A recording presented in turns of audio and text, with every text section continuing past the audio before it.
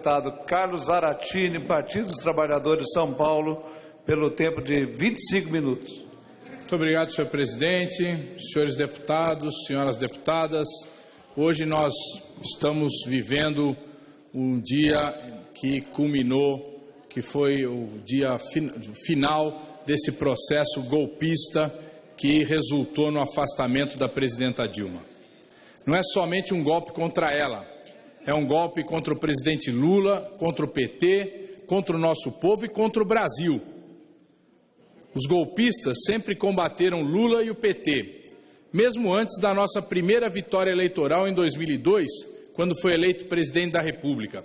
Diziam que ele era um operário ignorante, que não queria se eleger, e caso fosse eleito não teria como governar, porque o PT era em sua maioria um bando de sindicalistas sem conhecimento para administrar um país que estava na época com uma economia quebrada e submissa às regras ditadas pelo FMI, com milhões de brasileiros na miséria e passando fome.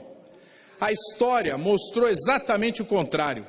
Com sabedoria e habilidade política, nosso sempre presidente Lula soube superar a crise econômica e social em que o país vivia, elaborando programas sociais como Fome Zero, Bolsa Família, a valorização do salário mínimo e um financiamento aos pequenos e médios produtores rurais, com juros reais negativos, abaixo da inflação, e tantas outras medidas, como crédito favorecido para os trabalhadores e aposentados, estimulando o consumo e uma abertura das contas bancárias jamais vista no nosso país. Em 2005, as principais emissoras de TV, como a Rede Globo e a grande imprensa, desenvolveram, em apoio à oposição dos tucanos e do DEM, o antigo PFL, uma vergonhosa campanha midiática com base na desinformação e mentiras contra o presidente Lula e o PT, o que não impediu que milhões de brasileiros reconhecessem o êxito do governo, reelegendo Lula para um segundo mandato em 2006. O mesmo Ministério Público Federal, que não incriminou o ex-presidente Fernando Henrique Cardoso pela comprovada compra de votos que fez para modificar o texto constitucional, dando-lhe o direito de se candidatar para um segundo mandato, acusou o governo Lula e o PT de compra de votos para obter uma maioria no Congresso Nacional. O Supremo Tribunal Federal, por meio de seu ministro Joaquim Barbosa, de triste memória, abriu a ação penal 470, que a mídia apelidou de mensalão, para condenar os principais dirigentes do PT, os companheiros José Dirceu, Delúbio, João Paulo e Genuíno, utilizando uma polêmica teoria jurídica do domínio do fato, isto é, de que eles obrigatoriamente conheciam a citada compra de votos sem apresentar uma única prova. Os êxitos do governo no segundo mandato do presidente Lula foram ainda maiores. Além de programas como o ProUni, permitindo que milhões de estudantes de baixa renda pudessem ingressar numa universidade, programas como o Pronatec, Ciências Sem Fronteiras, que abriram oportunidade para que mais de 20 mil universitários brasileiros fossem estudar no exterior, principalmente nos Estados Unidos. Foi um governo que enfrentou a crise econômica mundial com sabedoria, gerando empregos, fazendo com que a economia superasse aquele momento difícil e nós pudéssemos avançar com distribuição de renda, desenvolvimento e distribuição de renda. Em 2007, no governo Lula, a Petrobras descobriu as reservas do pré-sal, que é o petróleo que existe em alto mar, a 300 quilômetros da costa, a 7 mil metros de profundidade. Os poços do pré-sal têm alta produtividade e com uma tecnologia de perfuração em águas profundas, criada pela Petrobras, proporcionou um custo mais baixo de exploração de quase $10, aproximadamente o barril de petróleo. E olhem vocês, em 2017, nós vamos aumentar em mais 1 milhão de barris por dia o petróleo com as plataformas que já estão entrando em operação nos campos do pré-sal. A Petrobras vai passar de 2 milhões de barris para 3 milhões de barris em 2017. Mas a campanha midiática contra o nosso governo não cessou. Muito pelo contrário, aumentou de forma feroz, criticando não nossos erros, mas sim nossos acertos, impossibilitar, por exemplo, que o filho de uma trabalhadora, empregada doméstica, estudasse na mesma universidade do filho da patroa.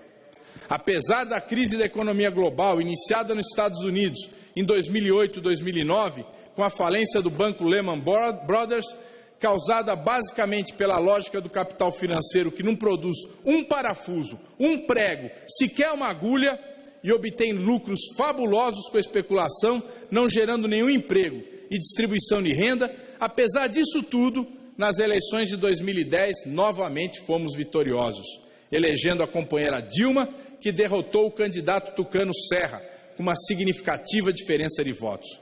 Em seu primeiro mandato, a companheira Dilma, ao ter rebaixado a taxa básica de juros, a Selic, e também reformulado o Código Florestal, provocou uma reação feroz dos banqueiros e dos médios e grandes proprietários rurais que não aceitavam que o Brasil pudesse conviver com um meio ambiente de qualidade. Mesmo assim, Dilma conseguiu se reeleger em 2014 para um segundo mandato, derrotando Tucano Aécio Neves. Pela quarta vez o PT, os partidos democráticos e populares conseguiram derrotar um candidato tucano. Lembrando que Alckmin e Serra, respectivamente em 2006 e 2010, já tinham provado o pó da derrota. Nesse segundo mandato, Dilma desenvolveu programas importantíssimos, como Minha Casa Minha Vida, que já construiu e equipou mais de 2 milhões de lares. O programa Mais Médicos, para o atendimento em milhares de municípios e postos de saúde que não tinham um médico sequer. A essa altura, a repercussão da crise global em nosso país já era intensa, porque os valores dos produtos que nós exportávamos, soja, milho, açúcar, cacau, matérias-primas como ferro, petróleo, etc., as chamadas commodities, sofreram uma queda de preços brutal no mercado internacional, reduzindo as atividades econômicas no país, o que provocou desemprego e a redução drástica na arrecadação de tributos. Sem dizer da brutal seca que afetou os nossos reservatórios das usinas hidrelétricas, obrigando o governo a acionar as usinas termoelétricas, o que elevou substancialmente o valor da tarifa de energia, impactando o orçamento de milhões de consumidores brasileiros e impactando o orçamento também das empresas brasileiras. O impacto da seca nas tarifas de energia elétrica contribuiu para o aumento da inflação e contribuiu também para a redução do poder de compra do povo brasileiro. No início de 2014, a campanha midiática contra a companheira Dilma, com a economia já demonstrando fragilidade decorrente da crise econômica global, é instalada a delirante Operação Lava Jato em Curitiba, com uma força-tarefa sem limites, formada pelo Ministério Público Federal, a Polícia Federal, sob o comando do juiz Sérgio Moro, para investigar, processar e condenar atos de corrupção na Petrobras, em contratos assinados com grandes empreiteiras nacionais, envolvendo os partidos e parlamentares que buscavam junto a essas empresas recursos para as campanhas eleitorais. Mas a mídia e a Operação Lava Jato focaram quase que exclusivamente em um único partido, no PT, e quase que exclusivamente buscando atingir uma única figura, Luiz Inácio Lula da Silva. A campanha midiática se intensificou a níveis nunca antes vistos, formando uma opinião pública majoritária, que todos os políticos são corruptos, exigindo a condenação de dezenas de réus sem culpa formada e muito menos com sentença condenatória. Vazamentos na imprensa feitos por alguns membros dessa força-tarefa se tornaram espetáculo midiático em vários noticiários de TV, nos quais o anúncio de prisão, buscas e apreensões em casas e escritórios, bem como delações premiadas, se tornaram rotina.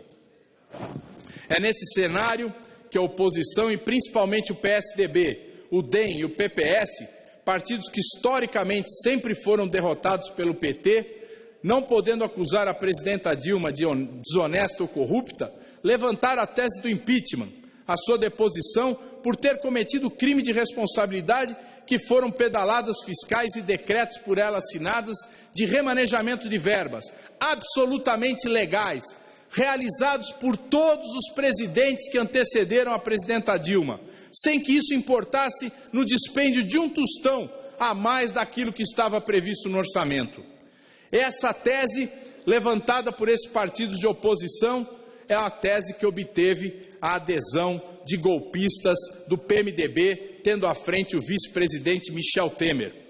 Aliás, é interessante notar, hoje o PSDB praticamente é obrigado a aderir a um governo que ele fez tudo para que o governo nosso fosse derrotado e hoje adere a contragosto e praticamente derrotado, porque o prestígio de Aécio Neves a cada dia cai mais nas pesquisas eleitorais que se preparam para 2018.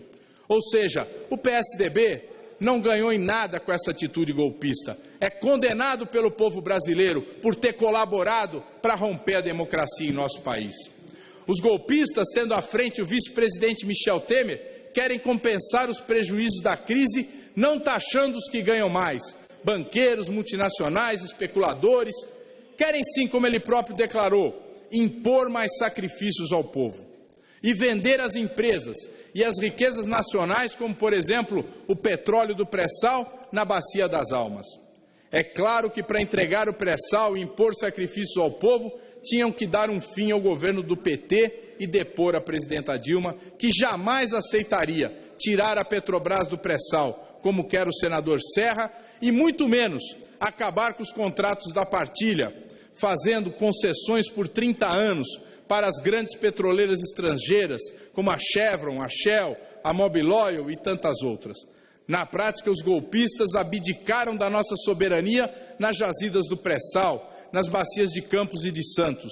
A espionagem feita pela NSA, National Security Agency, dos Estados Unidos, nos computadores da Petrobras e da presidenta Dilma, demonstra de forma cabal a violação da nossa soberania pelos Estados Unidos. Sem dúvida, o pré-sal é um dos principais motivos para perpetrar o golpe contra a presidenta, como pelas mesmas razões ocorreram os golpes que derrubaram Getúlio Vargas em 54 e João Goulart em 64. É necessário registrar que não tivemos no golpe contra a companheira Dilma a intervenção e participação das Forças Armadas, mas podemos dizer com certeza que esse novo governo que se instala hoje, esse governo golpista, vai trabalhar e muito para diminuir, para desmontar os projetos de fortalecimento das Forças Armadas, os projetos que garantem a autonomia das Forças Armadas, que colocam as nossas Forças Armadas em condições equiparadas às melhores da região sul, do hemisfério sul do mundo, do nosso mundo. Por isso, nós precisamos denunciar claramente, porque a quem interessa esse desmonte. O que querem os golpistas? Querem tirar direitos que os trabalhadores conquistaram ao longo de anos de luta. Os tucanos e os golpistas querem acabar com a política de valorização do salário mínimo, com aumentos acima da inflação, a qual resultou num aumento real do salário mínimo de 77% nesses últimos anos. Querem desvincular as aposentadorias do salário mínimo para que elas tenham um valor menor.